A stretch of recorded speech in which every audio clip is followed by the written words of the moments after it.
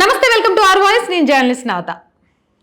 ఉద్యోగాల కుంభకోణంలో అప్పుడు అంటే ఇప్పుడు గత జూన్లో తమిళనాడులో బాలాజీ అనే ఒక మంత్రి ఈడీ విచారణ ఎదుర్కొన్నాడు. మీకు గుర్తుంది కదా.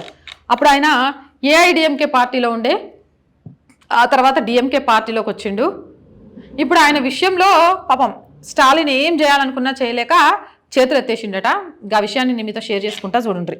తమిళనాడు ముఖ్యమంత్రి స్టాలిన్ ఎంత కాపాడుకోవాలని ప్రయత్నం చేసినా కూడా, ఎంత యజ్ఞం చేసినా కూడా కుదరలేదట. ఏఐడిఎంకేలో కీలక పాత్ర పోషించిన ఒకప్పటి డిఎంకే ఒకప్పుడు ఏఐడిఎంకేలో ఉన్నప్పుడు ఇప్పుడున్న డిఎంకే ప్రభుత్వం, ఇప్పుడు ఆయన ఏ పార్టీలో అయితే ఉన్నాడో అదే డిఎంకే ప్రభుత్వం ఒక దొంగ అని చెప్పిన సింతల్ బాలాజీని కాపాడుకోవడానికి మస్తు ప్రయత్నం చేసిండట. కానీ ఆ ప్రయత్నాలు ఏవి సఫలీకృతం కాలేదట.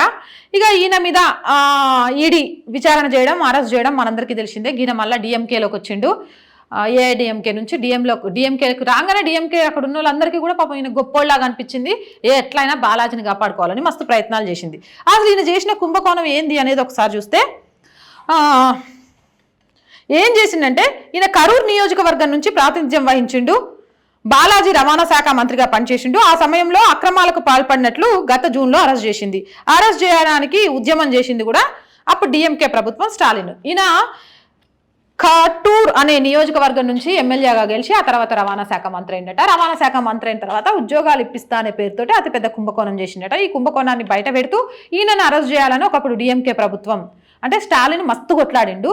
అప్పుడు ఆయన ఏఐడిఎంకేలో ఉన్నాడు కాబట్టి. ఇప్పుడు ఈయన అందుకు ఏఐడిఎంకేలో ఈయన అప్పుడు ఒక కీలక నేత కాబట్టి ఈయన విషయంలో గట్టిగా కొట్లాడింది. ఇక ఆ కొట్లాటలో ఈడీ ఈయనను అరెస్ట్ చేసింది. ఈయన చేసిన అవినీతి మీద యుద్ధం చేస్తుంది.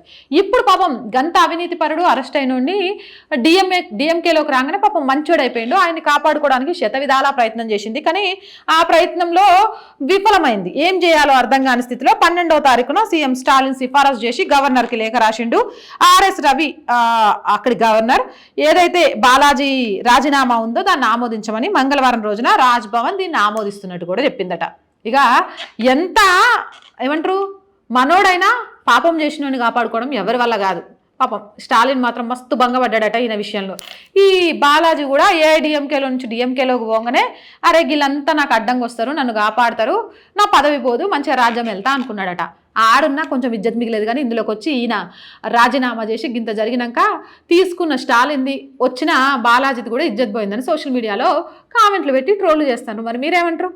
కింద కామెంట్ సెక్షన్లో తెలియజేయండి. ఇలాంటి మోర్ వీడియోస్ కోసం మన ఛానల్ వెంటనే సబ్స్క్రైబ్ చేయండి. వీడియో నచ్చితే లైక్ చేయండి, షేర్ చేయండి.